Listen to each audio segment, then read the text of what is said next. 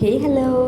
അങ്ങനെ ഞങ്ങൾ ബാംഗ്ലൂരിലുള്ള ഫ്രണ്ട്സിൻ്റെ വീട്ടിലൊക്കെ വന്ന് കയറി ഫുഡൊക്കെ കഴിച്ച് ഒന്ന് കിടന്ന് റെസ്റ്റൊക്കെ എടുത്തപ്പോഴത്തേനും വൈകുന്നേരമായി.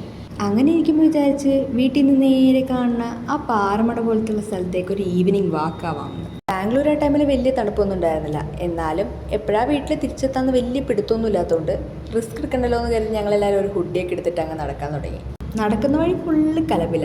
എല്ലാവർക്കും അത്ര നാളും കാണാതിരുന്ന ഒത്തിരി വിശേഷങ്ങളും പഴയ ഓർമ്മകളും അങ്ങനെ കുറേ ഉണ്ടായിരുന്നു പറയാനായിട്ട്.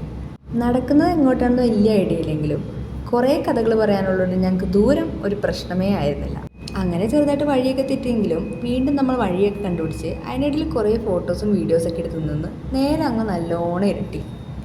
പിന്നെ അങ്ങോട്ടൊരു അഡ്വഞ്ചർ ജേണിയായിരുന്നു. നല്ല കൂരാക്കൂരിട്ടിൽ ആ കാട് പിടിച്ച് കിടക്കുന്ന സ്ഥലത്തേക്കൂടെ ഫോണിലെ ഫ്ലാഷ് ലൈറ്റ് അടിച്ചു പിടിച്ചാൽ എല്ലാവരും നടന്നത്. തിരിച്ചെത്തിയാൽ നല്ല ലേറ്റ് ആയതുകൊണ്ട് തന്നെ എല്ലാവർക്കും പയ്യെ വിശപ്പിൻ്റെ വിളിയൊക്കെ വന്നു തുടങ്ങി. അങ്ങനെ നമ്മൾ റോഡ് സൈഡിൽ നിന്ന് കണ്ട തട്ടുകടയിൽ നിന്ന് 2 പ്ലേറ്റ് ചില്ലി ഗോപിയും എല്ലാവർക്കും ഓരോ പ്ലേറ്റ് കോളിഫ്ലവർ റൈസും പറഞ്ഞു.